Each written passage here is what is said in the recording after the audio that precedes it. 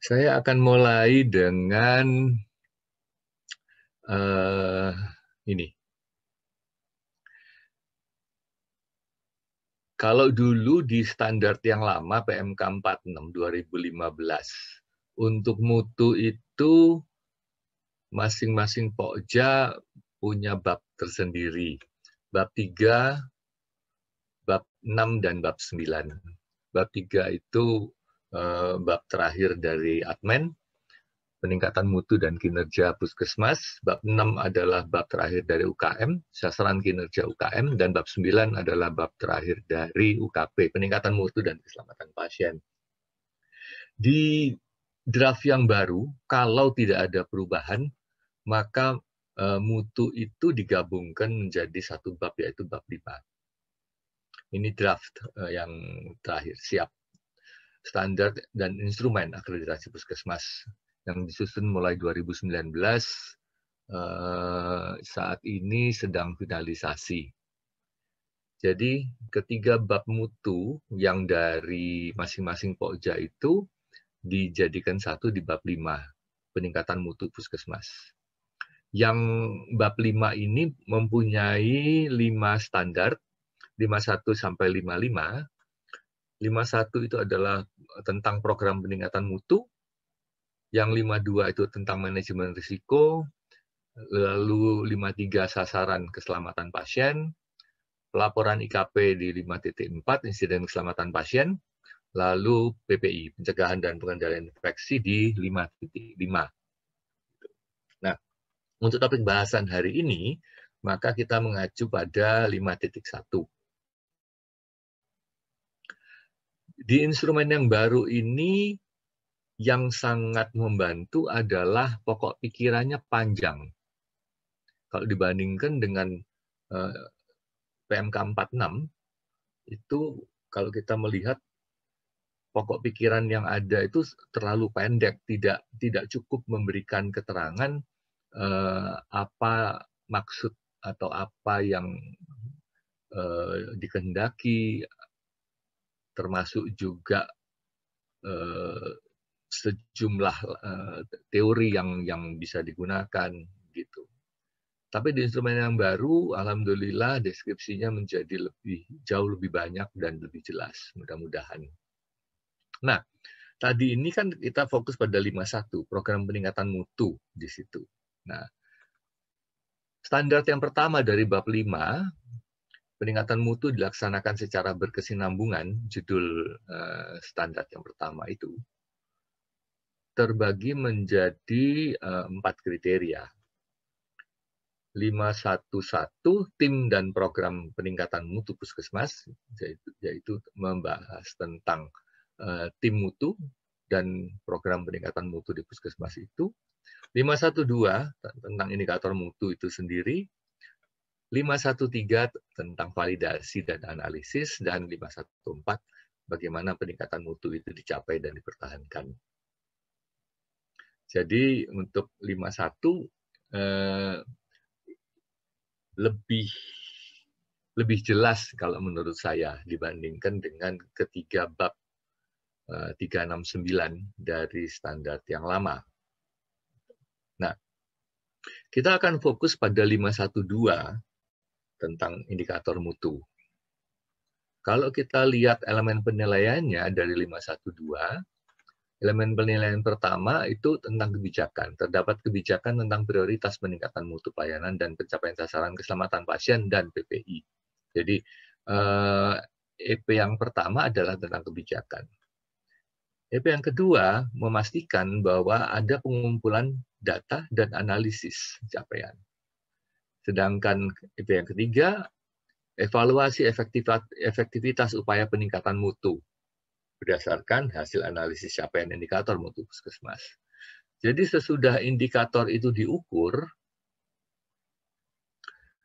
ditetapkan, diukur, dan kemudian tentunya ada upaya-upaya peningkatan pencapaian indikator tersebut. Nah, upaya-upaya tersebut dievaluasi. Berhasil nggak sih upaya yang sudah direncanakan dan dilaksanakan itu benar-benar meningkatkan mutu, dalam artian meningkatkan pencapaian indikator yang ada.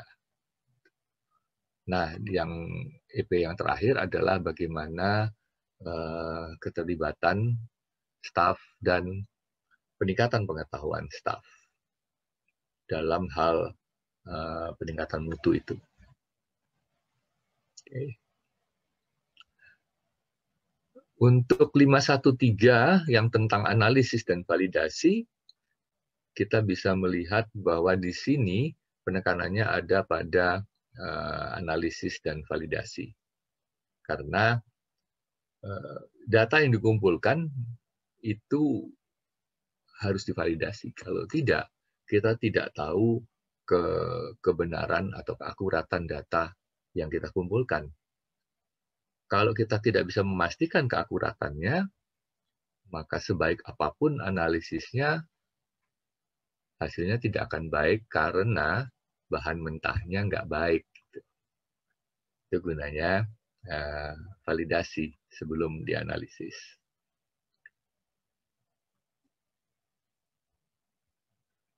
Kalau kita melihat peta indikator yang ada di puskesmas, maka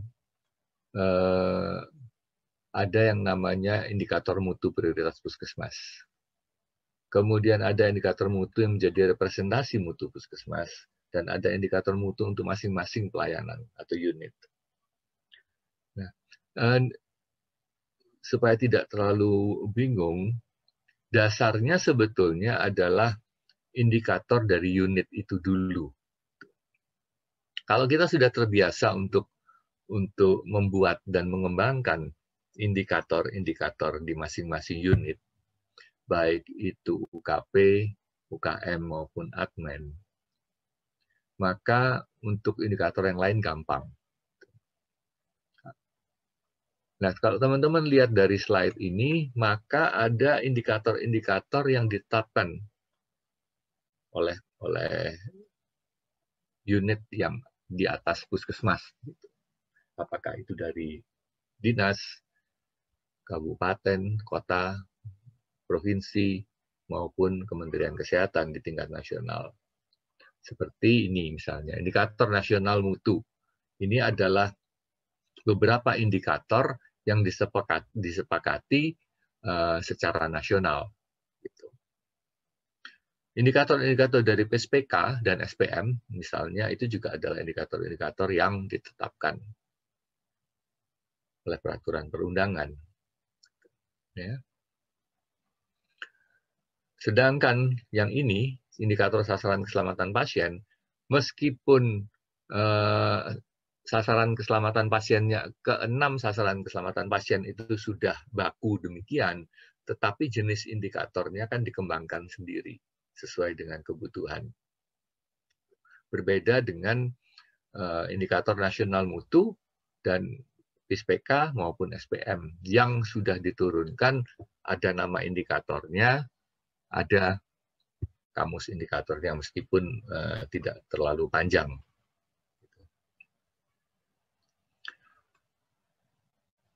Nah,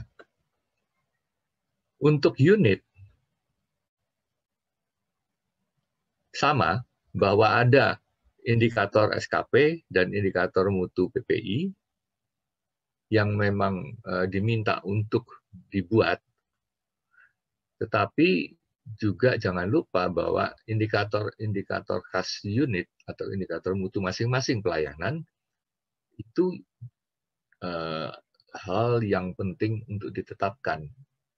Karena dengan menetapkan indikator tersebut, maka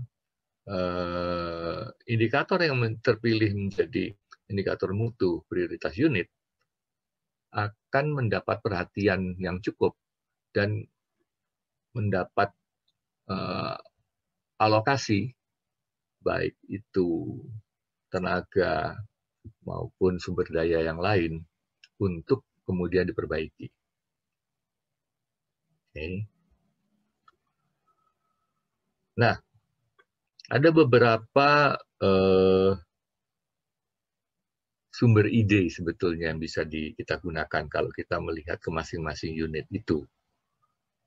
Misalnya dari peta risiko yang kita buat, bisa jadi sumber ide. Pencapaian visi puskesmas, sorry saya lupa ganti. Pencapaian visi puskesmas misalnya, atau pencapaian visi organisasi. Penyediaan layanan. Risiko yang terkait kepatuhan. Risiko terkait risiko finansial dan risiko sumber daya. Terjadi insiden, komplain, dan tuntutan. Kualitas SDM. Reputasi organisasi. Dan risiko terkait sarana dan prasarana. Nah, kita lihat di sini bahwa kalau peta risiko ini bisa menjadi sumber ide untuk dalam kita membuat indikator, kita lihat di sini ada insiden sebagai ide indikator itu. Bukan menjadikan insiden itu sebagai indikator, tetapi insiden itu sebagai ide indikator. Karena indikator itu nanti kalau kita lihat di slide berikutnya, selanjutnya nanti kita akan lihat bahwa insiden itu tidak boleh jadi indikator. Dan alasannya sendiri. Nah, tentunya di sini membutuhkan pelaporan insiden yang baik. Nah, masalahnya selama ini, kalau berdasarkan pengamatan saya, mudah-mudahan saya salah, itu teman-teman di puskesmas kurang memberi perhatian pada pelaporan insiden. Setiap kali saya berkunjung ke puskesmas, entah dalam rangka survei maupun dalam rangka uji coba atau peningkatan kapasitas, saya selalu bertanya, tahun lalu laporan insiden puskesmasmu berapa insiden? Ada yang bilang 5, ada yang bilang 2,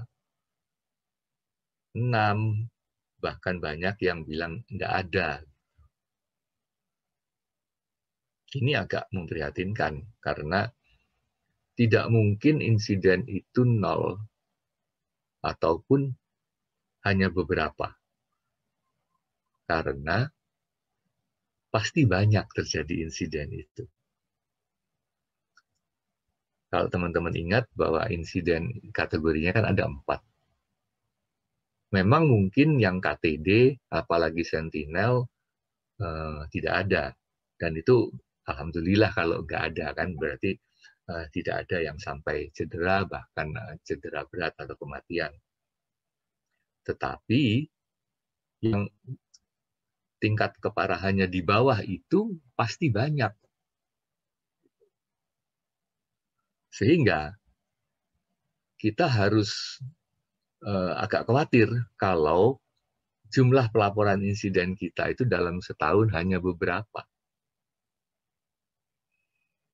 Kalau beberapa itu dalam 1 minggu, bagus. Karena kita ingin pelaporan insiden yang kecil-kecil itu kita kumpulkan sebanyak mungkin. Lalu kemudian kita menggunakan itu untuk menganalisis kelemahan apa yang ada dan kemudian memperbaikinya. Sehingga tidak sampai terjadi insiden yang parah, KTD dan Sentinel. Dan itu peta risiko yang lain juga bisa jadi ide sebuah indikator. Pendekatan yang lain misalnya kita menggunakan ini, flow, 7 flow. 7 alur layanan kesehatan, mulai dari pasien, tenaga kesehatan itu sendiri, BHP-nya, obat, peralatan medis dan non-medis, proses proses engineering-nya, jadi teknis maupun informasinya. Jadi ini kalau kita membaca tentang 7 flows of healthcare, ini adalah komponen-komponen dari ke-7 alur layanan itu. Nah, ke-7 alur ini bisa kita lihat tentang standarnya bagaimana, alurnya yang ada bagaimana, response time-nya, maupun varian-varian yang terjadi. Itu juga sumber ide. Jadi masing-masing unit bisa melihat dari peta risiko, bisa melihat dari 7 flows ini, tetapi juga bisa melihat dari logic model dari suatu program. Kalau teman-teman sudah terbiasa pasti ini dengan logical framework untuk manajemen program. Bagaimana kita memperhatikan input, proses, output, outcome, sampai impact. Masing-masing komponen ini bisa kita pertimbangkan menjadi sebuah indikator. Catatan saya, hati-hati dalam menentukan indikator input. Karena biasanya indikator input itu bukan tupoksi unit. Misalnya penyediaan tenaga atau kelengkapan peralatan. Kita tidak bisa meminta pertanggungjawaban dari unit tentang sesuatu yang bukan merupakan tupoksinya.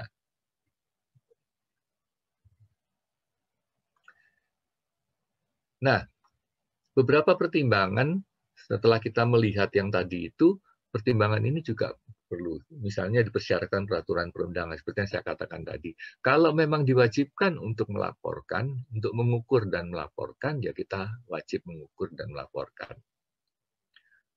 Seperti tadi, indikator nasional mutu, indikator PISPK, indikator SPM, itu mau tidak mau kita ukur, ambil datanya, analisis, dan laporkan. Atau dipersyaratkan oleh pemilik, dalam hal ini Dinas Kesehatan. Atau pelanggan kita yang meminta itu. Kalau kita melibatkan pelanggan dalam penyusunan. Salah satu cara yang juga bisa menjadi pertimbangan adalah high risk, high cost, high volume, sama bad performance atau problem prone. Indikator yang berisiko tinggi, berpotensi berbiaya tinggi, dan frekuensi atau jumlahnya besar, ditambah lagi kalau pencapaiannya buruk, itu kandidat yang sangat kuat untuk menjadi indikator prioritas.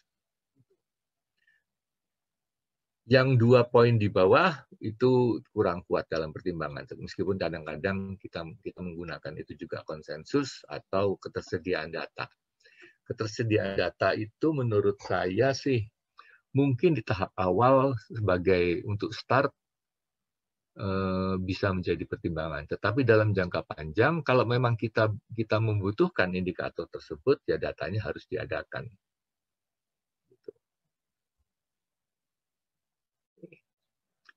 Nah, lagi-lagi kita berhadapan pada bagaimana kita memilih indikator yang akan menjadi indikator prioritas.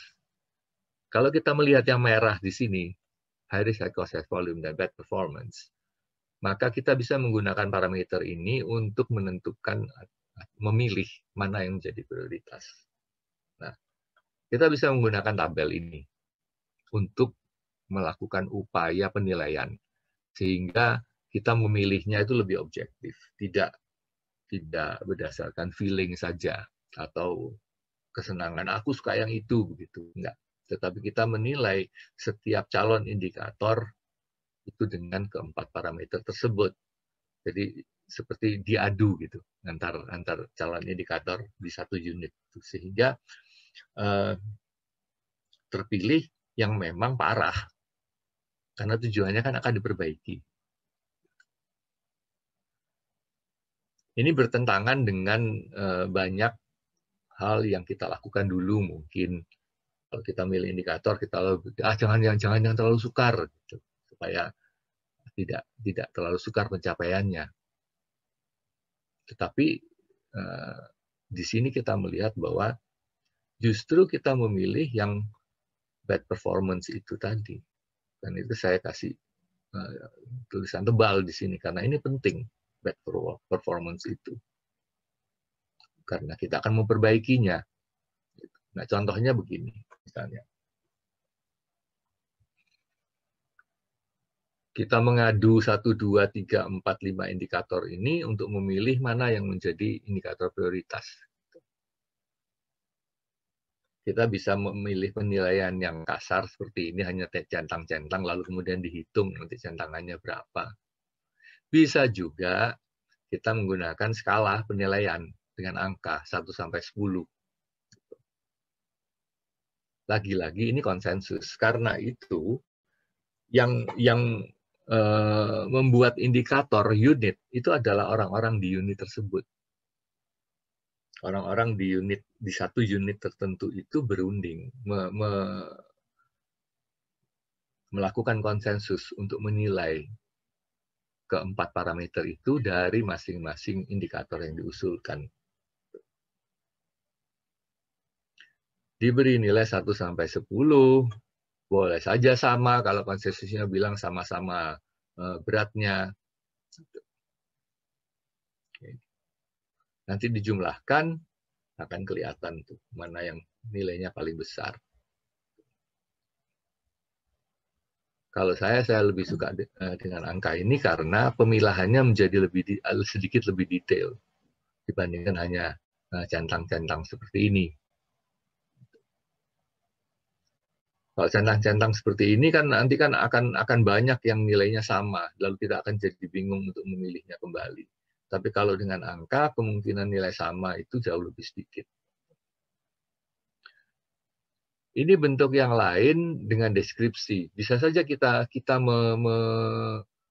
menggunakan keduanya dengan deskripsi dan dengan angka. Karena apa? Deskripsi ini penting nanti manakala kita menyusun kamus indikator. Kita harus memasukkan pada item alasan pemilihan indikator tersebut. Dan itu biasanya kita cantumkan ini. Contoh yang pertama di sini adalah persentase staf dengan profil data dasar lengkap. Ini indikator untuk admin, untuk SDM atau personalia. Kan masing-masing staf itu punya personal folder, map personalia yang untuk masing-masing orang itu. Di situ dimasukkan segala macam persyaratan formal, persyaratan tambahan, maupun riwayat pendidikan dan pelatihan longitudinal. Jadi semakin lama semakin lengkap personal file tersebut. Nah ini seringkali tidak mendapatkan perhatian sehingga nggak lengkap. Harusnya personal folder yang ada di puskesmas itu lengkap, sama lengkapnya dengan data yang dipunya oleh masing-masing staf.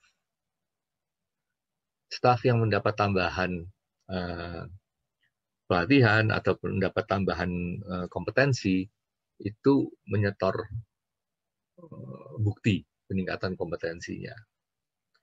Yang dapat SK kenaikan pangkat menyerahkan kopi untuk file personal folder tadi, sehingga datanya update.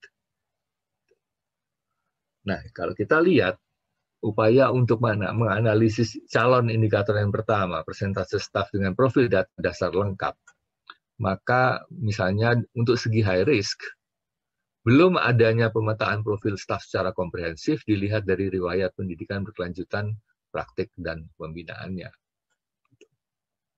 Untuk high volume, jumlah staf puskesmas kita 83 orang.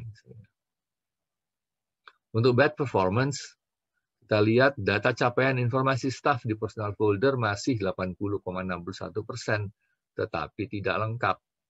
Itu data dari bagian TU personalia. Calon indikator yang lain adalah misalnya persentase pemantauan pelaksanaan CPD staff yang sesuai dengan gap kompetensi dan area tugas. Pada analisis ketenagaan, kita kan akan melihat gap antara persyaratan jabatan dengan kompetensi staf yang saat ini menduduki jabatan tersebut, posisi itu. Ini bukan hanya untuk struktural ya, tapi jabatan itu adalah setiap posisi yang diisi. Setiap posisi itu punya persyaratan kompetensinya. Nah, kita akan matching antara persyaratan di posisi itu dengan staf yang ada di posisi itu. Kualifikasinya sesuai apa tidak. Kalau ada kekurangan-kekurangan, itu seharusnya lalu ada perencanaan untuk pelatihan selanjutnya. Nah, pada analisis untuk calon indikator yang kedua ini, misalnya kualifikasi dan kompetensi staf di area khusus belum sepenuhnya terpenuhi sesuai dengan kebutuhan pelayanan. Jumlah staf puskesmas kita 83 orang. Masih ditemukan saat audit manajemen staf yang belum dilatih sesuai dengan kualifikasi. Untuk calon indikator yang ini, kalau yang 1-2 tadi itu untuk staf secara keseluruhan, maka yang calon indikator nomor 3 ini tentang khusus staf klinis. Persentase pelaksanaan kewenangan klinis staf keperawatan sesuai dengan level klinisnya. Dari sisi besarnya risiko, tindakan keperawatan atau kebidanan yang dilakukan tidak sesuai kewenangan kliniknya oleh staf keperawatan akan berdampak pada pada keselamatan pasien dan tuntutan hukum tentunya manakala terjadi insiden yang membahayakan. Okay. Jumlah staf keperawatan puskesmas kita ada 35 orang kalau kita mau melihat volumenya. Untuk performance yang jelek masih ditemukan saat audit staf melakukan tindakan perawatan yang bukan kewenangan klinisnya atau tidak paham akan kewenangan klinisnya. Salah satu topik audit untuk personalia misalnya itu ditanyakan tentang pemahaman kewenangan klinis atau kemudian dilihat laporan-laporan tindakan yang dilakukan. Ini contoh analisis untuk memilih indikator prioritas dari sekian banyak calon indikator di unit. Nah, untuk menyingkirkan calon-calon indikator yang perlu disingkirkan, itu 3 poin ini perlu kita ingat. Kalau penyelesaiannya cepat, jangan jadikan indikator. Contohnya,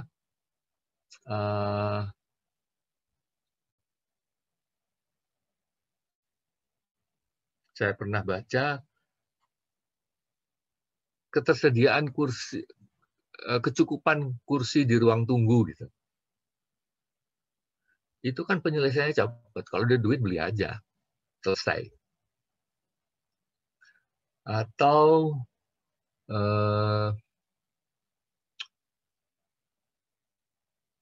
staf UGD terlatih untuk menjalankan triase, gitu, misalnya. Itu penyelesaian yang cepat.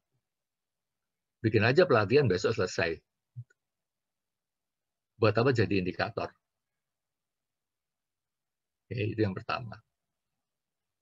Yang kedua, kalau hal tersebut bukan tupoksi atau proses bisnis dari unit tersebut, atau hal tersebut sangat bergantung pihak lain. Contohnya yang sering saya lihat adalah kepala unit layanan farmasi adalah seorang apoteker. Bahkan sampai di puskesmas yang terpencil pun saya pernah melihat indikator seperti itu. Kita bisa paham bahwa tersedianya tenaga apoteker itu kan bukan tupoksi dari puskesmas, apalagi dari tupoksi dari unit layanan farmasi. Meletakkan indikator tersedianya meletakkan indikator tersedianya apoteker sebagai kepala unit layanan farmasi, itu yang seperti saya katakan tadi, ini bukan tupoksinya. Bahkan seringkali ini bergantung pada pihak lain. Contohnya, meskipun Dinas Kesehatan Kabupatennya itu sudah berusaha untuk memenuhi kebutuhan akan adanya tenaga apoteker itu, kalau tidak ada apoteker yang melamar untuk menjadi staf di situ, dinas juga nggak bisa bikin apa-apa, kan nggak bisa maksa. Jadi ini adalah contoh indikator yang sangat bergantung pada pihak lain. Jadi sebaiknya indikator ini tidak diletakkan sebagai indikator unit layanan farmasi. Nah, yang ketiga ini yang saya sebutkan tadi. Kalau sifatnya insiden, itu jangan dijadikan indikator. Contohnya, tidak terjadinya infeksi pasca tindakan penjahitan luka. Oke. Karena apa? Atau tidak terjadinya kesalahan pemberian obat. Itu kan insiden. Ada dua hal. Selain hal tersebut, insiden itu nggak bisa diprediksi. Yang kedua, yang menurut saya ini lebih. Karena kalau kita meletakkan insiden ini sebagai indikator, contohnya yang tadi kita ambil aja, tidak terjadinya infeksi pasca penjahitan luka di IGD. Kalau itu terpenuhi, 100%, 90%, pertanyaan saya adalah, apakah dengan terpenuhinya indikator itu berarti layanan penjahitan luka di IGD kita itu aman dan bermutu? Karena ini kan indikator mutu ya.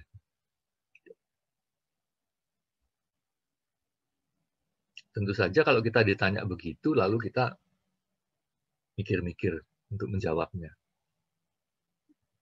Karena kita tahu staf kita itu nggak begitu taat dalam misalnya melaksanakan prosedur aseptik gitu misalnya. Dalam menerapkan kebijakan penggunaan antibiotik sebagai profilaksis misalnya. Jadi bisa kita lihat, nah dan satu lagi, insiden itu kan tergantung pelaporannya. Kalau nggak dilaporkan ya kita nggak tahu. Jadi kalau pelaporannya 0, otomatis tercapai kan 100% gitu. Nggak ada insiden itu. Jadi ini bukan suatu indikator yang baik. Ya. Itu kenapa kalau penyelesaiannya cepat, kalau bukan tupoksi atau sangat bergantung pada pihak lain, dan kalau ini insiden, langsung saja kita coret dari daftar calon indikator prioritas. Gitu. Pertimbangan lain, bahwa indikator itu harus jelas, spesifik, dan tidak ambigu, artinya bermakna ganda. Jadi interpretasi bisa berbeda-beda. Gitu. Pertimbangan lain juga bahasa negatif versus positif. Tidak terjadinya. Artinya adalah bahwa semakin rendah semakin baik atau semakin tinggi semakin baik. Biasanya kita cenderung untuk memilih kalimat yang menyiratkan kalau semakin tinggi pencapaiannya, persentasenya semakin baik. Bentuk kualitatif atau kuantitatif. Indikator harus bisa diukur. Kalau nggak bisa diukur, bagaimana bisa jadi indikator? Kan kita harus mengukur indikator itu. Masalah subjektif versus objektif, masalah observasi atau penelusuran dokumentasi, retrospektif. Jadi hal-hal itu juga perlu kita pertimbangkan dalam mengusulkan atau memilih indikator.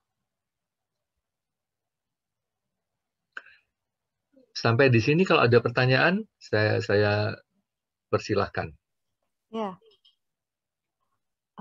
Baik, Bapak, Ibu, teman-teman Puskesmas, apakah ada yang mau ditanyakan dulu dari session Pak Arbet? Sejauh ini Pak Arbet telah menyampaikan materi tadi ya terkait indikator mutu dan juga ini ya Dok ya,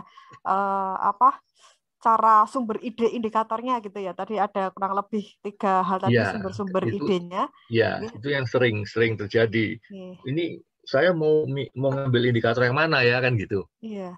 Silahkan mungkin teman-teman dari Puskesmas. Oh ya, Dr. Nurzami sudah raise hand. Silahkan Dr. Nurzami. Monggo Dr. Nur. Oke. Terima kasih. Assalamualaikum warahmatullahi wabarakatuh. Waalaikumsalam. Suara saya terdengar? Okay. Terdengar, Dok? Ya, terdengar. Oke. Pertanyaan saya yang pertama, Pak, bagaimana dengan indikator penilaian kinerja Puskesmas? Tadi kan tidak disebutkan kecuali yang tadi SPK, SPM, dan lainnya. Kemudian menjadi masalah juga indikator baik itu di kinerja Puskesmas atau disebutkan di SPM atau di PSPK itu kadangkala definisi operasionalnya itu berbeda-beda. Nah, apakah akan merujuk atau tetap masing-masing atau bagaimana sebaiknya? Yang pertama. Terus yang kedua, yang mencatat laporan insiden itu sebaiknya sebenarnya di mana ya Pak? Apakah di tempat yang menemukan ataukah di tempat yang melakukan kesalahan? Jadi contoh, misalkan kayak kesalahan penulisan resep itu mungkin kalau saya sendiri aja mungkin adalah sehari 1 gitu ya. Nah, kan kita dikonfirmasi oleh bagian farmasi. Nah, sebenarnya yang mencatat itu bagian farmasinya ataukah saya yang melakukan kesalahan gitu. Terima kasih. Ya. Baik. Ya. Bu Maya, saya jawab langsung ya? Iya, jawab langsung aja Dr. Albert. Oke. Iya, indikator PKP itu kan juga termasuk indikator yang diwajibkan atau ada yang bilang indikator yang diturunkan gitu karena jatuh dari langit gitu tiba-tiba di kepala dan harus mengerjakan hal tersebut gitu. Memang dalam perjalanannya kita bisa lihat indikator-indikator yang terbit lebih dulu itu agak nggak bagus. Gitu. Kalau kita ingat, kita dulu 5-10 tahun yang lalu turun indikator dari pusat gundulan gitu, hanya kalimat indikatornya saja sama targetnya, ya nggak? Baru belakangan indikator itu turun dengan kamusnya. Kalau teman-teman ingat SPM, waktu pertama kali SPM itu keluar, indikatornya gundulan. Baru kemudian keluar juknis dan kemudian ada profil indikatornya.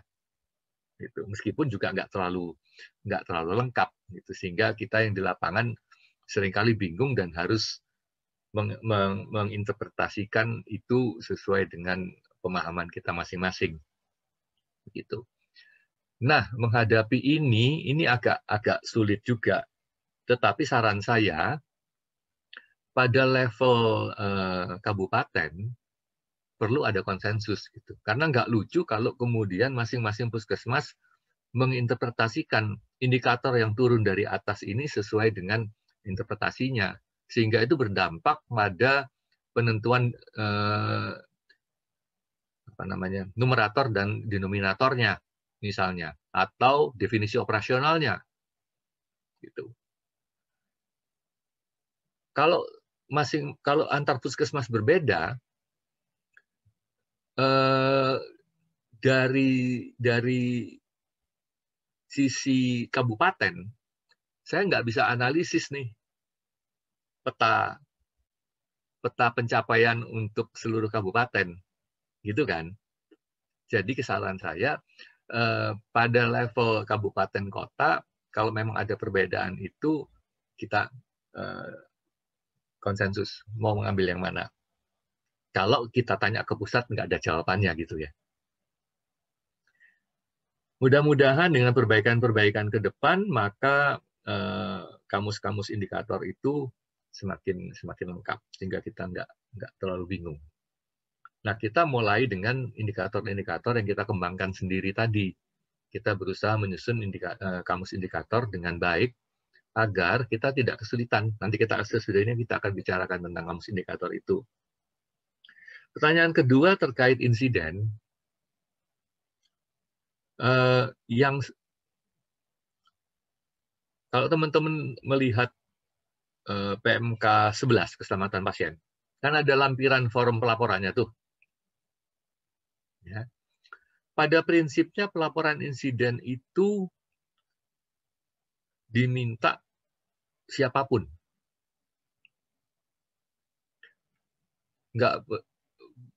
Bukan hanya yang terlibat langsung. Yang melihat pun diminta untuk melaporkan. Jadi yang tidak langsung terlibat, tapi menyaksikan atau tak kebetulan tahu gitu, diminta untuk melaporkan. Karena prinsipnya semakin banyak yang masuk, semakin baik. Nanti kan dipilah. Begitu juga perdebatan teman-teman. Ini insiden keselamatan pasien, bukan ini K3. Gitu. Kalau saya bilang, laporkan dulu saja. Jangan berkelahi di bawah. Ini insiden K3, ini insiden keselamatan pasien. Masalahnya, laporan kita cuma 3 setahun, kan sedikit banget gitu. Jangan membuat yang mau melaporkan ini jadi males dengan hal-hal seperti itu. Catatan saya berikutnya mengenai pelaporan insiden adalah mungkin kita perlu membuat forum pendahuluan yang tidak sekompleks pelaporan lengkap seperti di lampiran PMK 11. Karena sebagai pelapor pertama, bisa saja saya kan hanya orang yang melihat, bukan yang terlibat. Sehingga banyak hal yang saya tidak ketahui. Jadi untuk tahap pertama pelaporan itu cukup memberi warning pada pimpinan, apakah itu pimpinan unit atau unit mutu atau unit keselamatan pasien, bahwa ini loh ada insiden seperti ini. Jadi bayangan saya mungkin tanggal dan jam pelaporan yang isinya adalah siapa yang melaporkan, kejadiannya apa, di mana, jam berapa gitu. Nah, pimpinan unit atau PJ mutu atau PJ keselamatan pasien yang menerima laporan itu kan kemudian lalu bergerak untuk melakukan verifikasi, melihat dengan berdasarkan formulir laporan sesuai dengan lampiran tersebut, gitu. Mungkin itu salah satu alternatif yang bisa saya tawarkan untuk memudahkan. Jadi jangan pelapor pertama itu disuruh mengisi formulir pelaporan yang 2 halaman itu dari yang di lampiran PMK 11. Ini sama dengan apa namanya? Oh, tadi sudah saya bilang antara insiden keselamatan pasien dan K3 gitu ya. Setelah kita laporan masuk, lalu kemudian dilakukan verifikasi kan untuk mengisi data selanjutnya, nanti di situ dibicarakan, oh ya ini keselamatan pasien, ini K3 gitu, nggak apa-apa. Ya. Kemudian grading dan sebagainya. Gitu.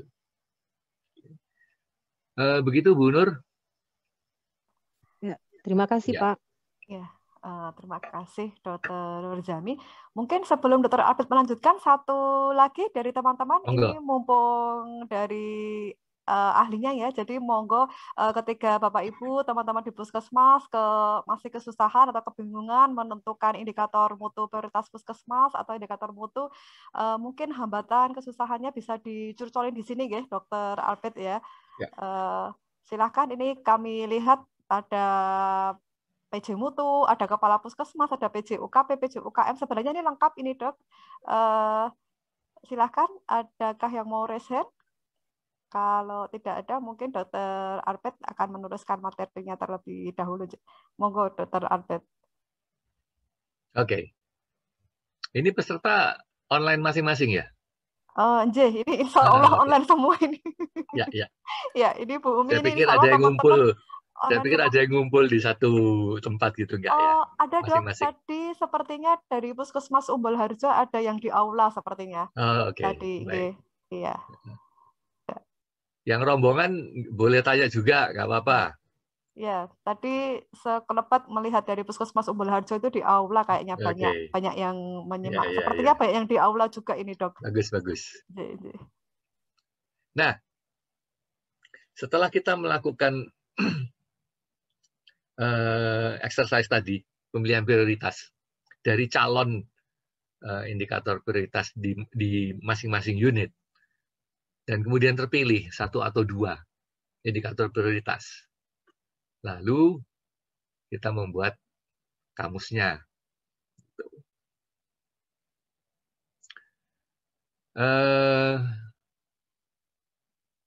Tadi saya WA ke Bu Beta, file Excel saya. Oh iya, sampun di-share di kolom chat, Dr. Albert. Oh, gitu. Ya, sudah di-share. Jadi mudah-mudahan teman-teman bisa melihat file Excel tersebut. Itu adalah template yang saya buat sesuai dengan ke-23 item yang ada di sini. Kalau teman-teman pernah mengikuti pelatihan yang lain, mungkin yang tidak ada itu yang 15 sama 21. Saya tambahkan itu karena saya melihat beberapa profil yang lain, kok item ini membantu gitu. Wilayah pengamatan itu menentukan di unit mana atau area mana saja. Lalu kemudian nomor 21 itu rencana penyebaran hasil capaian. Kemana saja hasil itu perlu disebarkan untuk menjadi manfaat bagi penerima hasil tersebut. Nah, ke-23 item di kamus, yaitu pertama tentunya judul atau nama indikator. Lalu yang kedua, kenapa kita memilih indikator tersebut? Yang ketiga, indikator itu terkait dimensi mutu yang mana? Yang keempat, tujuan penetapan indikator tersebut apa? Yang kelima, nah ini, definisi-definisi operasional. Ini untuk menjelaskan secara detail, supaya tidak ada ambigu tadi itu. Kalau definisi operasionalnya tidak ditulis dengan jelas, lalu kemungkinan interpretasi yang berbeda atau kesalahan pengukuran itu sangat mungkin terjadi. Dan keenam, jenis indikator input, proses, atau output outcome. Ya. Yang ketujuh, satuan pengukuran. Apakah yang diukur itu jumlah orang, apakah yang diukur itu satuan waktu, detik, jam, menit, atau apa yang lain. Rupiah misalnya, jumlah uangnya. Gitu. Atau pada indikator PPI itu kesempatan. Kalau teman-teman sudah baca tentang indikator PPI-nya, itu agak berbeda daripada yang lain. Yang diukur adalah kesempatan, terutama untuk yang cuci tangan. Yang diukur adalah kesempatan. Kesempatan itu dipenuhi apa 100% apa enggak. Lalu kemudian nomor 8 dan 9 itu kita menentukan pembilang dan penyebut, numerator dan denominator. Pembilang dan penyebut. Num denom. Nah, sesudah menentukan pembilang dan penyebut, kita tuliskan rumusnya. Kalau itu persentase, maka dikali 100%. Apa dibagi apa, pembilang dibagi penyebut, dikali 100%. untuk mendapatkan indikator tersebut yang bentuknya proporsi atau persentase. Yang nomor 11 adalah kriteria untuk apa namanya itu sampling. Ini kita bicara di sini kriteria inklusi dan eksklusi. Poin ke-12 tentang sumber data, dari mana kita mendapatkan data tersebut. Yang nomor 13 itu dilakukan sampling atau enggak. Kalau tidak dilakukan sampling berarti seluruhnya diambil. Kalau dilakukan sampling metodenya apa? 14 penyajian data, rencana analisis, kita menentukan nanti datanya nanti disajikan berupa model grafik yang mana. Yang 15 wilayah pengamatan seperti tadi. Yang nomor 16 desain atau metode pengumpulan data. Kita tentukan penanggung jawab indikatornya siapa, pengumpul datanya siapa, kapan data dikumpulkan, seberapa sering, kapan dilaporkan, kalau ada hasil mau disebarkan ke siapa saja, ke level mana saja, begitu, termasuk ke masyarakat kalau perlu. Yang ke-22 adalah instrumennya apa yang kita pakai, formulir pengumpulan datanya yang bagaimana, dan 23 target terakhir itu menentukan target tahunan biasanya selama 5 tahun terakhir untuk rencana pembangunan jangka menengah.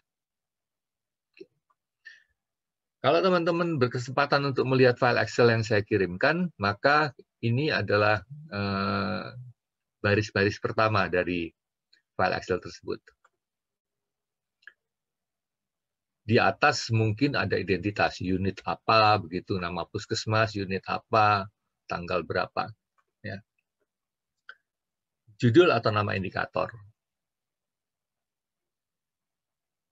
Nama indikator itu secara eksplisit menyebutkan bentuk indikatornya apa. Apakah itu persentase, proporsi, atau jumlah. Okay. Yang poin kedua adalah dasar pemikiran. Nah, di sini diisi dengan alasan mengapa indikator tersebut dipilih. Ini biasanya yang tadi saya bilang.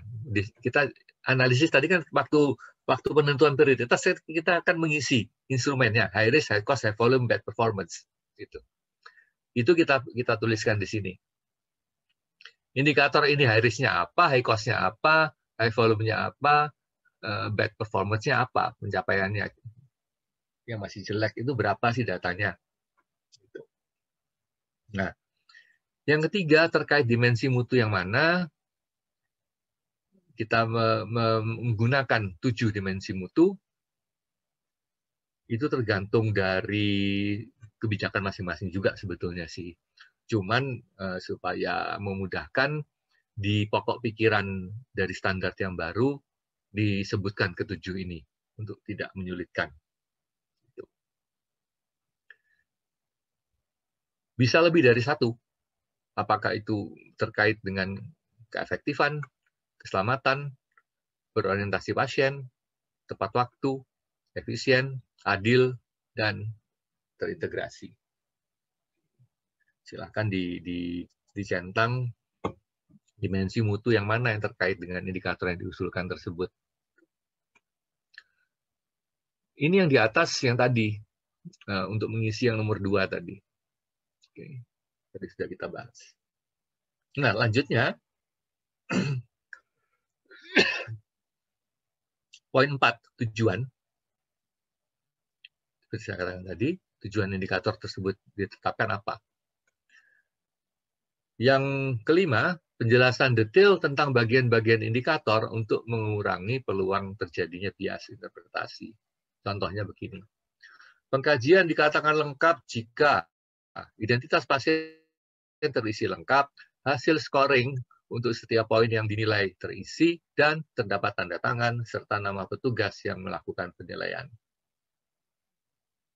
Jadi tidak ada perbedaan interpretasi bahwa yang memeriksa harus mengecek identitas pasien, hasil scoring untuk setiap poin yang dinilai, tanda tangan, serta nama jelas petugas yang melakukan penilaian tersebut. Contoh yang lain, DO yang lain, kelengkapan penilaian risiko jatuh pasien rawat jalan adalah terisinya dengan lengkap dokumentasi risiko jatuh pada pasien rawat jalan dengan metode modifikasi get up and go test. Ini adalah metode penilaian risiko yang sederhana, hanya terdiri dari 2 parameter. Kita mengobservasi bagaimana cara dia berjalan dan bagaimana cara dia duduk atau bangkit dari duduknya. Itu cara penilaian yang cepat dan biasa digunakan untuk rawat jalan. Kalau untuk rawat inap, instrumennya berbeda. Ada 3 instrumen untuk masing-masing kelompok umur. Jenis indikator sama dengan yang dimensi tadi, dicentang yang mana. Indikator ini termasuk input kah, proses kah, outcome, atau proses dan outcome. Kalau bisa keduanya. Proses di sini itu termasuk proses dan output ya. Saya tidak akan membahas secara detail, pengertiannya teman-teman pasti lebih tahu dari saya. Nomor selanjutnya adalah satuan pengukuran. Persen, per mil, per 100 hari kateter, misalnya kalau kita indikator PPI, bagi pemasangan kateter, infeksi terkait penggunaan kateter, kautik. 8 dan 9 adalah pembilang dan penyebut. Pembilang adalah bagian atas dari sebuah pecahan. Merupakan sebagian dari penyebut. Jadi penyebutnya lebih besar daripada pembilangnya tentunya. Oke. Penyebut atau denominator adalah jumlah keseluruhan yang diamati. Jadi contohnya, yang diamati adalah jumlah seluruh ibu hamil yang ikut di kelas ibu hamil. Kalau jumlah peserta di kelas ibu hamilnya 10, maka denominatornya 10, karena 10-10-nya kita amati. Tetapi pembilangnya atau numerator adalah jumlah ibu hamil peserta kelas ibu hamil yang meningkat pengetahuannya tentang tanda-tanda risiko kehamilan. Jadi kita tes pengetahuannya sebelum dan sesudah pemaparan materi untuk melihat berapa orang dari 10 orang yang ikut itu pengetahuannya meningkat tentang topik tersebut. Misalnya topiknya tentang tanda-tanda risiko kehamilan. Misalnya. Oke. Nah, sehingga kemudian dari situ kita bisa menyusun rumusnya. Pembilang dibagi penyebut dikali konstanta. Kalau ini persen, maka kali 100%. Jumlah bumil peserta kelas ibu hamil yang meningkat pengetahuannya tentang tanda-tanda risiko kehamilan dibagi jumlah seluruh ibu hamil peserta kelas ibu hamil.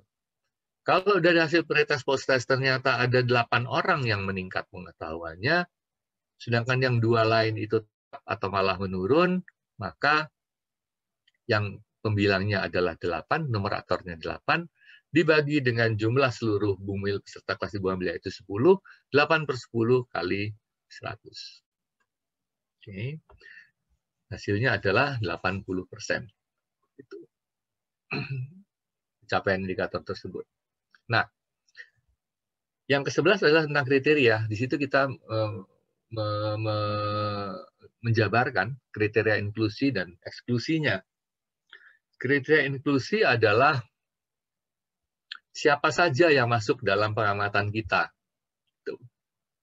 Karakteristik spesifik pemilihan subjek dari populasi target yang akan diukur. Contohnya seluruh pasien rawat jalan. Kalau dari contoh sebelumnya, seluruh ibu hamil peserta kelas ibu hamil periode tanggal sekian sampai tanggal sekian, misalnya. Atau batch 2. Nah, mereka yang sudah kita tetapkan sebagai subjek yang diamati seluruhnya, bisa saja pada suatu saat dia dikeluarkan karena kemudian tidak memenuhi syarat lagi. Jadi kriteria eksklusi adalah menghilangkan atau mengeluarkan subjek yang memenuhi kriteria inklusi dari pengukuran karena berbagai sebab. Contohnya tadi untuk kelengkapan pengisian instrumen penilaian risiko jatuh untuk rawat jalan, kan seluruh pasien rawat jalan kita masukkan sebagai calon yang akan diamati. Tetapi yang kita keluarkan adalah pasien yang mempunyai risiko tinggi jatuh dan tidak perlu dikaji risiko jatuhnya. Seluruh anak-anak dianggap berisiko. Jadi tidak perlu dinilai. Semua kita anggap berisiko. Kita harus hati-hati. Pasien pasca operasi, atau pasien yang di bawah pengaruh sedasi, atau pasien yang mempunyai kondisi mata yang kurang baik. Visusnya berkurang. Itu adalah pasien-pasien yang risiko jatuhnya tetap aja tinggi. Kita anggap tinggi. Jadi tidak perlu dinilai. Semuanya akan dimasukkan dalam kategori berisiko. Nah, nomor 12 penentuan sumber data. Kita lihat apakah itu tinjauan rekam medis, telaah rekam medis, atau rekam medis elektronik health record. Apakah itu sumber datanya berdasarkan observasi kita, atau catatan data yang lain, atau sumber datanya berupa pelaporan, atau kita melakukan survei khusus untuk indikator ini. Jadi bukan dari data surveillance rutin, data rutin yang kita kumpulkan, tetapi ada survei khusus. Oke. Nah, selanjutnya kita tentukan mau sampling apa enggak. Kalau kita bilang tidak, kita tidak sampling, maka seluruh populasi dinilai. Tetapi kalau populasi terlalu besar,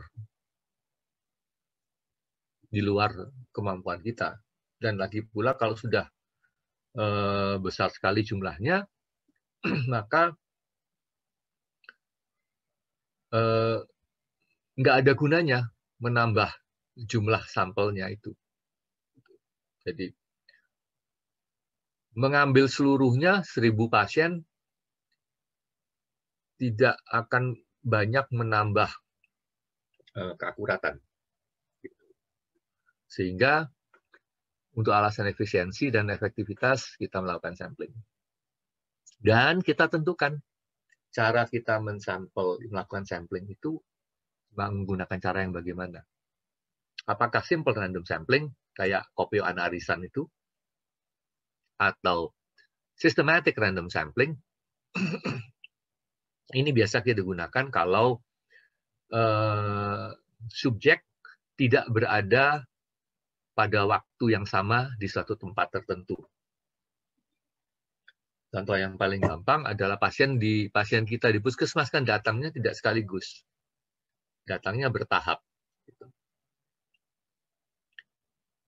Metode systematic random sampling digunakan untuk memberi kesempatan yang sama bagi pasien yang datang dalam bergantian dalam itu. Caranya seperti ini. Memilih sampel pertama secara random. Dan kemudian sampel berikutnya dipilih berdasarkan interval tertentu yang dihitung.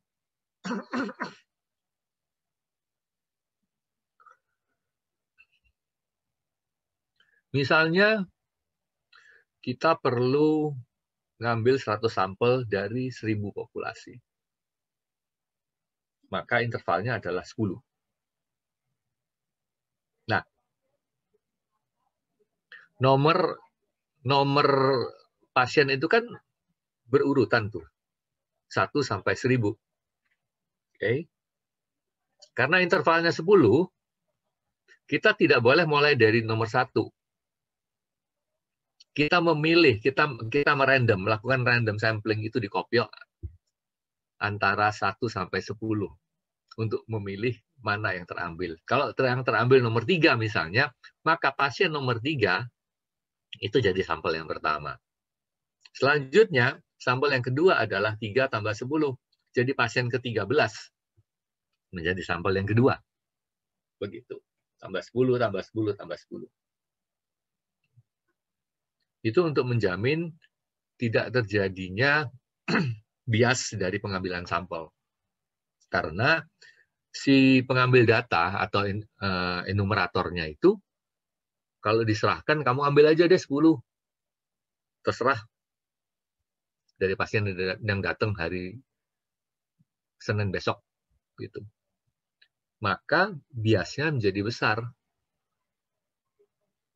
Bisa macam-macam alasan dia milih. Gitu. Ya. Dan kita tidak ingin itu.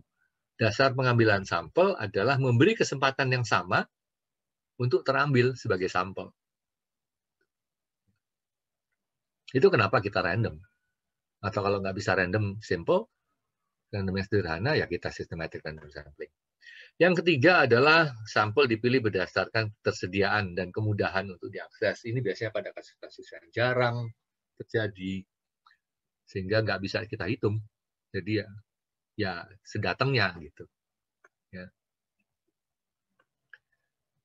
Cara penentuan sampel yang lain, ada yang menggunakan rumus besar sampel seperti yang kita pelajari di statistik, silahkan kalau bisa, karena seringkali kita sulit untuk menentukan itu, karena rumus besar sampel itu mengandaikan ada parameter-parameter probabilitas. Kalau kita mencari di literatur nggak ada, kita tidak punya data sebelumnya, maka sulit itu estimasinya. Bisa juga kita menggunakan rumus besar sampel, seperti yang digunakan oleh JCI misalnya. Kalau populasinya 640 atau lebih, maka kita ambil 128. Kalau populasinya 320 sampai 639, maka 20% dari total populasi. Begitu seterusnya. Kalau jumlah populasinya 63, sorry, lebih kecil dari 64 karena ini batas bawah ya. 63 ke bawah diambil semua.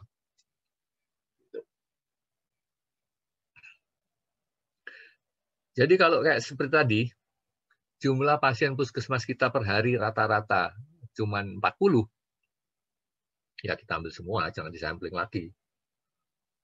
Males amat gitu, pasien 40 dia sampling juga. Ya. Tapi saya yakin teman-teman pasien per harinya rata-rata lebih dari 40 ya. Bisa-bisa lebih dari 100 bahkan. Sehingga ya kita bisa sampling berdasarkan ini. Ini hanya sekedar wawasan. Mau menggunakan cara yang mana terserah. Selama itu ada dasarnya, bisa dipertanggungjawabkan. Dasar penetapannya ditetapkan, dicantumkan di kamus indikator tersebut. Gitu. Yang ke-14, rencana analisis penyajian data. Apakah kita mau menggunakan diagram batang, diagram garis, diagram pie, atau yang lainnya? Silahkan disebutkan. Mau pakai Pareto, mau pakai jaring laba-laba, gitu misalnya. Ya.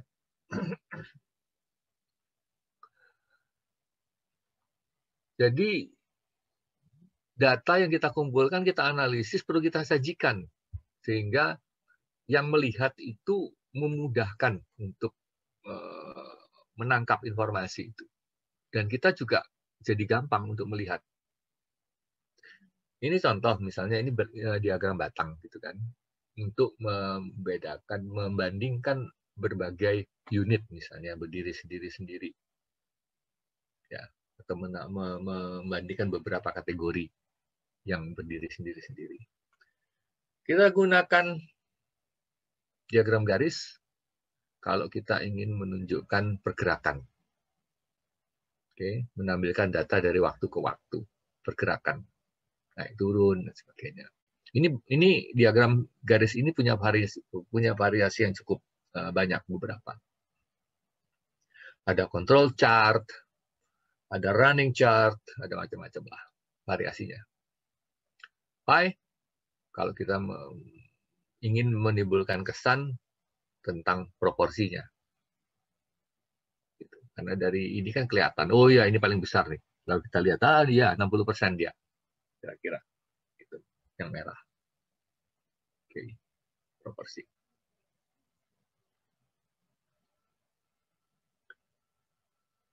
Wilayah pengamatan, misalnya kita sebutkan semua ruang rawat jalan, poliklinik misalnya.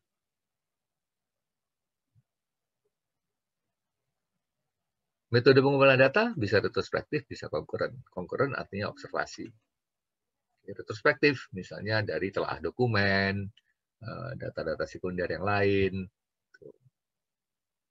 Misalnya pada penilaian awal risiko jatuh, pemenuhan 10T pada ANC, kelengkapan rekam medis, dan sebagainya. Konkuren adalah yang sedang berlangsung kita observasi. Kepatuhan cuci tangan, kepatuhan penggunaan APD, misalnya. Atau kepatuhan pada prosedur sterilisasi, kepatuhan alur pada posyandu misalnya. Ya. Kita tentukan siapa yang bertanggung jawab atas indikator tersebut, dan kemudian siapa yang mengumpulkan data. Misalnya untuk SKP 6 yang jatuh tadi itu. Penanggung jawab indikatornya adalah PJUKP. Nah, unit mana yang mengumpulkan data, kan SKP 6 berlaku dimanapun gitu. Di IGD iya, di poli gigi iya, di poli umum iya, di poli KIA juga. Gitu. Ya. Termasuk di ruang rawat inap.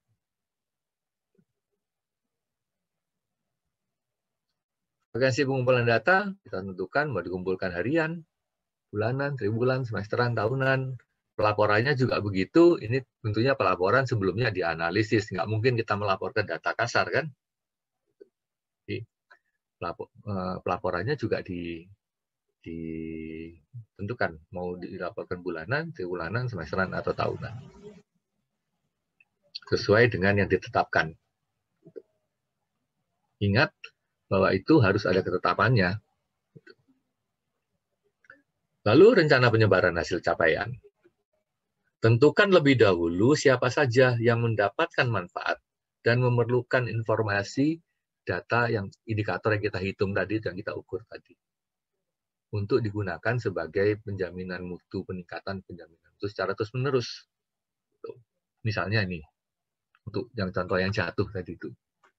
Internal unit rawat jalan, bidang keperawatan, performance board itu etalase, kan sering ada indikator-indikator yang kita pajang. Okay.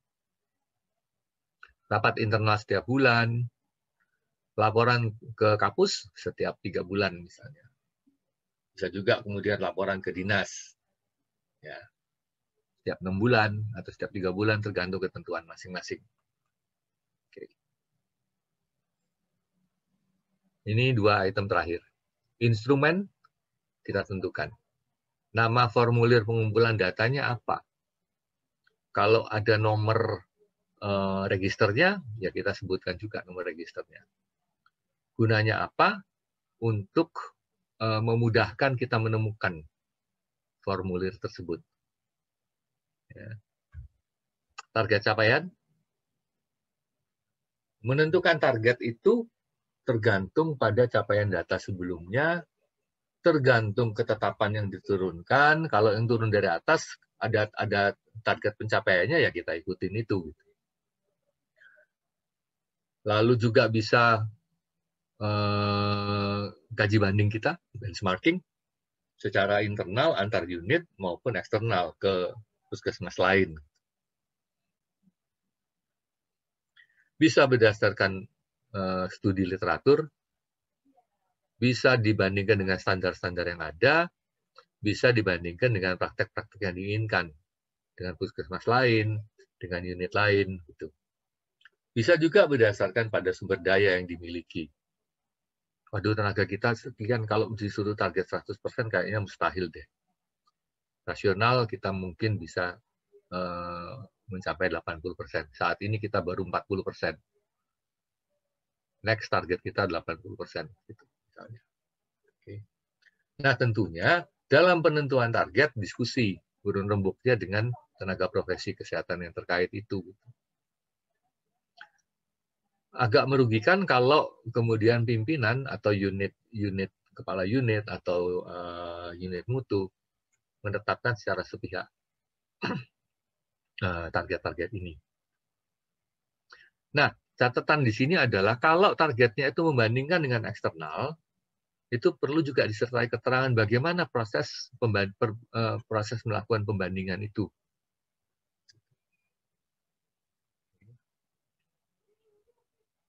Karena ini menyangkut instansi lain atau unit lain yang bisa juga punya kebijakan tersendiri tentang datanya. Kadang-kadang mereka nggak ngasih datanya. Ya. Ini slide saya yang terakhir tentang validasi. Data yang masuk itu harus kita validasi untuk menjamin data itu akurat atau sahih. Saya agak menyayangkan teman-teman mengumpulkan data PISPK itu banyak yang tidak divalidasi. Padahal PISPK itu data yang sangat akurat dari kondisi rumah tangga di wilayah kerja kita. Ini pencapaian cakupan 100% dari data PISPK itu bukan untuk memuaskan para pejabat di tingkat nasional, tetapi ini untuk kepentingan kita, untuk melakukan perencanaan, untuk melakukan intervensi. Sehingga kalau data PISPK ini tidak kita validasi, kita nggak tahu pengumpul data PISPK ini sudah benar belum menjalankan tugasnya. Kalau masih salah, mungkin dia waktu pelatihan kurang mendapatkan peningkatan pengetahuan yang cukup, atau pengetahuan dan keterampilan pengumpulan data yang cukup, pengetahuan tentang kalau begini bagaimana cara mengisinya, bagaimana cara bertanyanya dan sebagainya, gitu. Ya, itu yang sering saya diskusikan dengan teman-teman, karena meskipun saya UKP, saya juga berkepentingan terhadap data PISPK. Bukan tanggung jawab UKM saja atau manajemen saja, atau bahkan lebih-lebih lagi di beberapa puskesmas saya lihat nggak ada yang tahu tuh. Saya tanya, nggak tahu dok, ada petugasnya khusus tuh, gitu. Kan celaka. Ya. Nah, kalau ada ketiga hal ini, maka wajib validasi itu. Terdapat indikator baru yang diterapkan. Nah, kalau teman-teman baru bikin indikator, ya tentunya itu kan indikator yang baru. Kita tidak tahu bahwa apakah data yang masuk itu pasti akurat apa tidak. Apakah yang mengumpulkan data sudah paham atau tidak. Gitu. Jadi perlu divalidasi. Kalau sudah jalan, ya udah. Alhamdulillah. Gitu. Tinggal nanti kalau kemudian indikator itu mau ditampilkan kepada masyarakat, perlu divalidasi lagi. Tujuannya supaya kita tidak menyebarkan informasi yang salah. Kan bisa diralat, dok. Ralat itu tidak 100% memperbaiki yang sudah tersebar. Ya, contohnya hoax itu tadi, yang sering terjadi setiap hari di kita. Berita hoax itu susah banget ngeralatnya. Meskipun kita sudah berusaha menyebarkan berita yang benar untuk mengcounter hoax itu, nggak bisa untuk mengkoreksi 100%. Gitu. Jadi, untuk informasi-informasi yang sensitif yang akan disebarkan kepada masyarakat, kita perlu melakukan validasi. Yang ketiga, kalau ada perubahan pada metode pengukuran, misalnya ternyata numeratornya berubah nih, gitu. Atau denominatornya berubah, atau tadinya total sekarang sampling gitu misalnya, metode pengumpulan data, atau sumber data berubah. Ya, pokoknya perubahan-perubahan ini kita harus validasi untuk meyakinkan data yang kita dapatkan adalah data yang valid. Oke. Sampai di sini ada pertanyaan, silakan. Baik. Dari Puskesmas Mantri Jeron sepertinya sudah ada ini dok. Namun agar lebih jelas tadi ini maksudnya Puskesmas bagaimana? Karena kan tadi di slide Dr. Albert juga sempat ada ya tentang sumber ide indikator yang the logic methodological approach sempat nyinggung tentang input, output, outcome, dan impact. Mungkin dari Puskesmas Mantri Jeron bisa open mic ya, bisa langsung saja lewat ini biar lebih jelas. Ini dengan siapa aja yang dari Puskesmas Mantri Jeron? Dokter, apakah dengan monggo teman dari Puskesmas Mantri Jeron? Halo? Dokter namanya lupa. Dari Puskesmas Mantri Jeron, silahkan untuk open mic. Mungkin bisa dibantu Mbak PJ UKM. Di sini saya kok lupa namanya, dokter siapa ini yang sudah hadir. Atau Mbak Hesti dari Puskesmas Mantri Jeron. Mungkin bisa ditanyakan mungkin bisa ditanyakan langsung Mbak Hesti. Ini dari Puskesmas MJ. Ada pertanyaan di kolom chat biar lebih jelas pertanyaannya.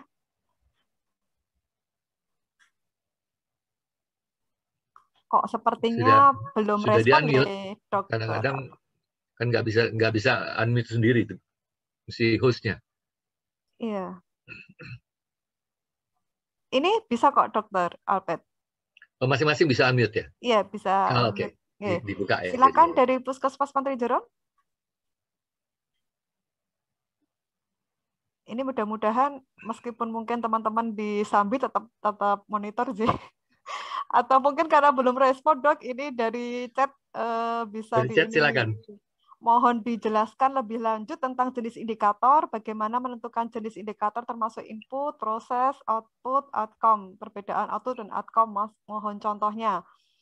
Yang dari Mantri Jeron itu dok, tadi maksudnya biar open mic biar lebih jelas lagi, namun karena sepertinya yang dari Mantri Jeron belum bisa open mic. Oke. Nah, nanti bisa dijelaskan Dokter Albert terlebih dahulu. Silakan, Dok.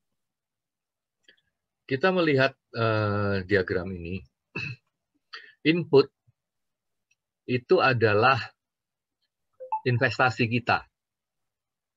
Jadi sumber daya apa yang kita letakkan di kegiatan atau di program tersebut agar program atau kegiatan itu berjalan baik. Bisa macam-macam. Mulai dari waktu, tenaga manusianya,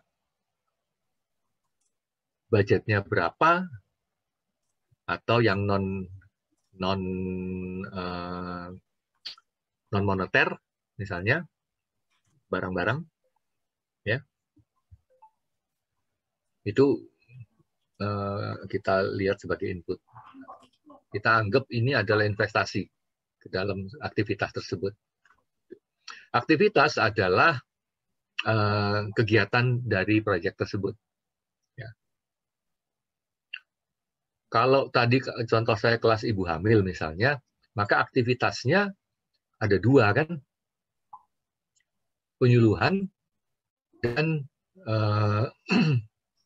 pelatihan senam hamil. Gitu. Oke. Kedua aktivitas itu kan harus dinilai. Nah, output adalah volume pekerjaan. Bisa berupa jumlah kelas ibu hamil dalam setahun, bisa juga jumlah peserta dari kelas ibu hamil tersebut, berapa orang ibu hamil, biasanya itu yang sebagai outputnya. Kalau outcome adalah hasil yang diharapkan. Biasanya outcome ini terkait tujuan. Kalau kita bikin KAK atau TOR atau proposal kegiatan, tujuan itu menentukan outcome-nya, ya kan? Karena itu dalam KAK atau TOR kita menuliskan tujuan umum dan tujuan khusus itu juga nggak bisa sembarangan. Semakin konkret kita merumuskan tujuannya, semakin mudah kita mengukurnya. Karena evaluasi itu kan menentukan apakah tujuannya tercapai atau tidak. Apakah outcome-nya sesuai yang kita harapkan atau tidak. Gitu. Nah, Kalau teman-teman baca beberapa buku tentang logical model ini, ada yang tidak menyebutkan impact, tetapi outcome jangka pendek, jangka menengah, jangka panjang. Nah, outcome jangka panjang ini biasanya kemudian ada yang menyebutkan sebagai impact, dampak. Definisinya di sini the long-term consequences of the intervention. Jadi konsekuensi jangka panjang atau akibat jangka panjang dari aktivitas yang kita lakukan, intervensi. Jadi ini adalah perubahan yang fundamental yang kita harapkan terjadi. Nah, kalau kita melihat ini sebagai outcome jangka panjang, lalu kemudian ada outcome jangka menengah dan outcome jangka pendek, biasanya outcome jangka pendek itu adalah perubahan yang langsung, baik itu dalam hal pengetahuan maupun dalam hal keterampilan. Perubahan jangka menengah itu biasanya terkait dengan perilaku dan sikap. Sikap itu bisa dua-dua sebetulnya, bisa pendek, bisa menengah. Nah, kalau outcome yang jangka panjang itu biasanya keadaan. Misalnya menurunnya angka kematian ibu hamil. Okay. Itu keadaan. Dan kita tahu ini adalah outcome yang jangka panjang. Bahkan bisa panjang sekali. Gitu. Sehingga agak tidak rasional kalau kita dalam evaluasi menetapkan ukurannya itu yang outcome jangka panjang itu. Lah yang outcome jangka pendek nggak diukur, bagaimana kita bisa mengukur jangka panjang? Contohnya tadi kelas ibu hamil. Outcome jangka panjangnya misalnya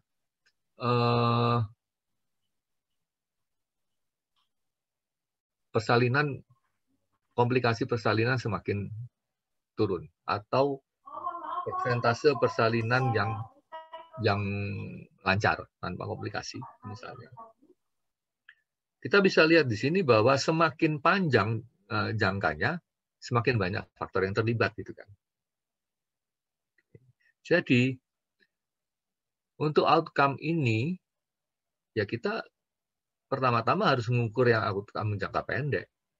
Kalau di kelas ibu hamil itu kita tidak bisa membuktikan bahwa peserta kelas bumil itu meningkat pengetahuannya dan meningkat keterampilannya dalam artian mampu melakukan satu set gerakan senam hamil itu dengan benar, bagaimana kita bisa mengharapkan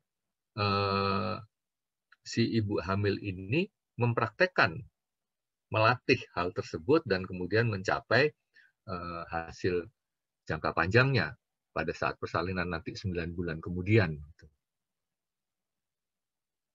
Kalau si ibu ini pengetahuan tentang gizi pada ibu hamilnya tidak meningkat, bagaimana kita bisa mengharapkan ada perubahan perilaku, yaitu mengubah pola makan agar lebih seimbang dan bergizi. Jadi ini adalah urut-urutan perubahan keadaan yang bertahap, yang kita perlu memastikan bahwa tahap sebelumnya ini terjadi sebelum kita mengharapkan tahap yang lebih lanjut. Ini bisa kita terapkan mulai dari aktivitas yang kecil-kecil. Contoh paling gampang itu kalau saya ngobatin orang sakit gitu kan, sakit flu atau diare tanpa komplikasi. Aktivitasnya adalah diagnosis dan pengobatan itu. Outcome yang kita harapkan, diarenya sembuh, flu-nya sembuh. Oke. Kalau itu suatu pelatihan kayak bumil tadi, ya outcome-nya adalah perubahan pengetahuan dan perubahan keterampilan. Ya. Kira-kira begitu penjelasannya untuk input, output, dan outcome. Semoga Silakan. dari teman Puskesmas Mantri Jeron yang tadi bertanya bisa bisa masuk ya apa yang disampaikan oleh Dr. Albert. Dari Mantri Jeron, ada yang mau di-feedbackkan lagi penjelasan dari Dr. Albert? Ya, ini masih ada waktu Bapak Ibu semuanya. Ada yang mau bertanya tentang kamus indikator yang sudah dicoba untuk dibuat mungkin? Ya, silahkan. Tadi Dr. Albert sudah menyampaikan kamus indikator ya. Tadi sudah 23 item ya dok ya. Iya. Kalau di buku pedoman yang draft itu kan masih 17.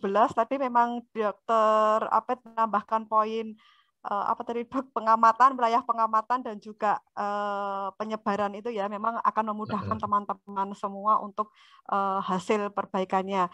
Silahkan teman-teman. Ini sebenarnya kami yakin mungkin teman-teman juga masih banyak yang ditanyakan terkait indikator mutu prioritas ataupun mutu masing-masing unit. Silahkan monggo ditanyakan saja teman-teman kesusahannya pada saat membuat indikator itu apa seperti itu. Silahkan Ya, Bapak Ibu, kamus teman-teman. indikator Ini yang mumpung 23 kita ada item pakarnya. itu jangan dianggap sebagai beban karena hasil pengukuran dan pencapaian indikator yang kita ukur sudah susah-susah ngukurnya, bikin instrumen pengumpulan datanya, ngitungnya dan sebagainya, kan itu harus digunakan untuk perbaikan gitu. Jadi kalau tidak bisa kita kekepi sendiri kan, sehingga item mau disebar kemana ini perlu ditentukan sejak awal gitu. Ya. Jadi nanti manfaatnya bisa banyak unit gitu nggih dok? Iya, karena tujuannya kan untuk perbaikan semua unit terkait. Gitu. Silahkan Bapak Ibu dan teman-teman semua. Ini dok, ini kadang juga masih banyak ini dok apa pertanyaan dari teman-teman puskesmas. Biasanya kadang kok masih bingung antara indikator kinerja dengan indikator mutu gitu dok. Oke. Okay. Pada dasarnya sih sama. Indikator kinerja itu kan indikator yang kita ukur. Jadi pertanyaan gini, di masing-masing unit itu ada banyak hal yang perlu kita ukur sebetulnya. Gitu. Kayak contohnya tadi, pernah nggak sih saya menghitung dari 100 pasien diare yang saya obati itu berapa persen yang sembuh? Kan saya nggak bisa dengan naifnya mengatakan pasien saya yang saya obati pasti sembuh semua gitu kan enggak. Pertanyaan yang lebih jauh dari itu adalah misalnya berapa persen yang sembuh dalam 3 hari gitu. Nah ini kita bisa benchmark dengan puskesmas yang lain. Di tempatmu pasien diare GEA tanpa komplikasi itu rata-rata berapa hari sembuhnya ya? Gitu. Nah kalau di wilayah kita itu pasien GEA gastroenteritis akuta tanpa komplikasi sembuh dalam waktu 3 hari misalnya. Lalu saya lihat data saya, loh kok pasien saya sembuhnya 5 hari ya? Kan ada sesuatu yang salah gitu. Itu contoh yang sederhana yang seringkali tidak kita pikirkan. Padahal itu menunjukkan bahwa apa yang kita berikan masih agak kurang mutunya dibandingkan dengan kalau kita benchmarking. Nah, rata-rata 3 hari sembuhnya kok saya pasien saya sembuhnya 5 hari gitu, sama-sama kasusnya GEA non komplikasi. Hal-hal seperti itu yang kalau untuk UKM yang kecil-kecil seperti tadi, saya pikir kalau teman-teman di Jawa sih saya senang karena semakin banyak yang kemudian melakukan evaluasi itu, pre-post test, checklist untuk observasi keterampilan dan sebagainya. Ya. Kira-kira begitu? Ya, baik dok. Ini ada pertanyaan yang masuk di WA-nya Dicek. Dr. Beta, Dok. Oh ya. Untuk yang UKP, karena sudah dengar mau ada INM dan sudah jelas indikatornya, maka semua indikator UKP menggunakan indikator UNM tanpa bikin tabel. Kalau begitu diperbolehkan nggak ya, Bu? Gitu. Mohon jawabannya, Dr. Arbet. INM itu kan cuma 6. Ya kan? Nah, oh ya, saya tadi lupa bilang. Dari indikator yang diturunkan tadi itu, yang ditetapkan oleh peraturan bahwa kita wajib, itu, kan ada indikator-indikator yang kita sudah mencapai dengan baik. Gitu. Bahkan banyak. Dilihat aja 12 indikator PISPK dan 12 indikator SPM. Itu kan sebagian besar kita sudah pencapaiannya udah bagus. Tetapi kan tetap wajib kita ukur dan kita laporkan. Nah, itu lawang diminta kok. Padahal, nah tadi itu mungkin di slide saya cantumkan nggak ya? Indikator mutu ini kalau sudah tercapai dia turun tahta. Karena nanti pada saat diadu lagi di tahun berikutnya, dia kan kalah sama yang lain di tabel penetapan indikator ini. Prioritas tadi. Gitu. Sehingga dia membaikkan indikatornya. Sehingga dia turun rankingnya. Yang masih jelek dia akan naik gitu. Nah, ini kalau dilakukan terus-menerus, maka seluruh indikator yang diukur di unit tersebut akan membaik. Dan itu tujuannya. Ini di sini terletak upaya perbaikan mutu yang berkesinambungan. Gitu. Nah, pada indikator-indikator yang terpilih menjadi indikator prioritas unit, kemudian dilakukan upaya perbaikan dengan PDSA. Gitu. Dianalisis kenapa kok dia tidak tercapai, penelusuran akar masalah, lalu kemudian penyelesaiannya, alternatif penyelesaian dari setiap akar masalah yang ditemukan, kemudian diimplementasikan cara menyelesaikan akar masalah tersebut, lalu kemudian diukur kembali apakah ada perbaikan atau tidak. Jadi ini adalah siklus yang kegiatan yang terus-menerus, nggak ada putusnya. Gitu. Jadi, seperti tadi saya katakan, masing-masing unit itu membuat dulu indikator unit. Nah, kalau ada indikator yang kemudian sama dengan indikator nasional atau SPM, ya alhamdulillah, sekalian ngukur gitu. Tapi sangat besar kemungkinan bahwa ada indikator unit sendiri yang sangat berbeda dari indikator nasional atau indikator SPM yang diturunkan itu. Itu tujuannya kita bikin indikator masing-masing unit. Iya, dari sini jadi teringat karena sering banyak juga pertanyaan, berarti kalau indikator mutunya sudah tercapai, apakah boleh tetap pakai itu atau boleh. ganti gitu? Harus ganti. Iya, ganti ya, Dok, karena kan otomatis tergeser ke bawah ya, Dok, karena kita kan inginnya untuk perbaikan sih. Iya. Ya. Baik. Silahkan Bapak Ibu, ini masih ada mungkin 5 menit lagi. Jika ada yang mau ditanyakan, karena memang untuk draft yang akan datang akan ada 5 bab, dan yang bab 5 tentang peningkatan mutu puskesmas itu yang 5.1 terkait indikator mutu ini ya, Dok ya.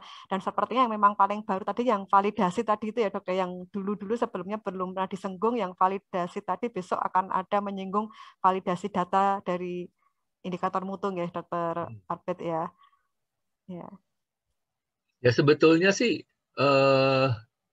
ilmunya sama, cuman di standar yang lama itu deskripsi di pokok pikirannya tidak detail. Ini lebih detail ya, Dok ya. Ini lebih detail dan ini sangat membantu kita karena di standar yang lama itu cuman disebutkan EP-nya apa, tapi lalu kemudian bagaimana mencapai EP itu nggak ada nggak ada jalannya, nggak ditunjukkan jalannya gitu. Ya, baik. Oke, Bapak Ibu dan teman-teman semua, ini sepertinya waktu sudah pukul 11.45 seperti itu. Kita akhiri. Mungkin sebelum ditutup, Dok, sebelum kita akhiri perjumpaan, ada sedikit pesan atau closing statement, Dok, terkait indikator mutu puskesmas dan prioritas ini, Dok, untuk teman-teman puskesmas di Kota Jogja, Dr. Arbet. Jadi masing-masing unit, teman-teman pimpinan, jadi manajemen puskesmas ini, jajaran manajemen, akan sangat baik kalau memberdayakan, meningkatkan kemampuan unit-unit untuk membuat indikator yang baik itu. Gitu.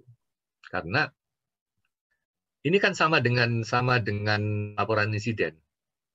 Ada banyak hal yang harus kita tingkatkan pengetahuan teman-teman di tiap-tiap unit.